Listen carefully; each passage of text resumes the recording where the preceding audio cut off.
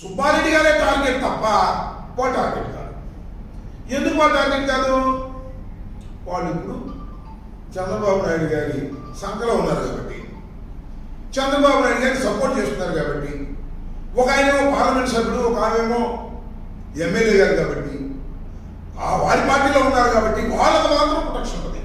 దేనిలో ఈనాడు ఆంధ్రజ్యోతిలో రాయడంలో మాత్రం సీట్లో మాత్రం వాళ్ళు ఏమి కదపరు. కానీ సుబ్బారెడ్డి గారి మాట మాత్రం పుంకాలుగా రాసే ప్రయత్నం చేస్తారు. అంతేకాకుండా నాట్ ఓన్లీ చైర్మన్, ఒక పర్చేజింగ్ కమిటీ ఉంటుంది.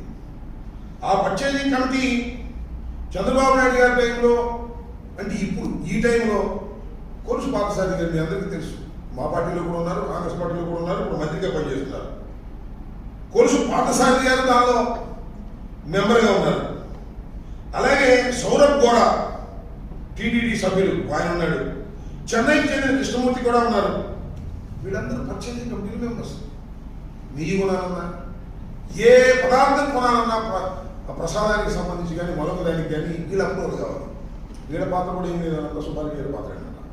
ఎందుకంటే సుబ్బారెడ్డి గారు వైసీపీలో ఉన్నాడు కాబట్టి, సుబ్బారెడ్డి గారు కీలక నాయకుడు కాబట్టి, ఆయన మీద పొందాలనేటువంటి ఒక దుర్బుద్ధితో ఈ కార్యక్రమాన్ని అంతా చేసేటటువంటి కార్యక్రమం చేస్తూ ఉన్నారు.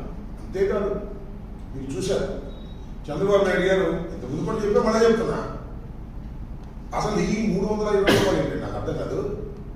స్వచ్ఛమైన 3,000 320 రూపాయలు కొనగానే ఇది కల్తీ అన్నాడు. ఈనాడు ఏమన్నారంటే కనీసం 1000 రూపాయలు ఉంటుంది, 1600 ఉంటుంది. 1600 1000 కాకోకుండా కొన్నారా అంటే 320 రూపాయలు కొన్నారు కదా, ఇది కల్తీ అన్నారు. రేటు పెట్టి కల్తీ చేశారు. ఇప్పుడు ఎందుకు కొంటున్నారు? కనీసం 1000 రూపాయలు కొంటున్నారా? ఈనాడు చెప్పినట్టు లేదు, చంద్రబాబు చెప్పినట్టుగా 3000 కొంటున్నారా? లేదు, 1000 రూపాయలు లోపే కొంటున్నారు. కాకపోతే 3600 పైకి కొంటున్నారు. అది వేరే విషయం. 320 రూపాయల పైన కొంటున్నారు. మరి ఇది కల్తీ కాదా అని అడుగుతాం. అంత చౌక ఎందుకు వచ్చింది? దాన్ని మీరు ఆలోచించాలి. అక్కడదాకా ఎందుకు? అసలు చంద్రబాబు నాయుడు గారు 2014-19లో ముఖ్యమంత్రిగా ఉన్నప్పుడు ఆయన కొన్న నిధి ఖరీదు ఎంత అంటే 256 రూపాయలు మాత్రమే కొన్నాడు. ఈ విధంగా చంద్రబాబు నాయుడు గారు ఏదో ఒక విధంగా దైవాన్ని అడ్డం పెట్టుకొని జగన్మోహన్ రెడ్డి గారి పార్టీని, వైఎస్ఆర్ కాంగ్రెస్ పార్టీని, మా పార్టీని బురద చల్లాలని, హిందువులను దూరం చేయాలని ఒక దుర్బుద్ధితో బాబు కొడుకులు ఇద్దరు కూడా ప్రయత్నం చేస్తున్నారు.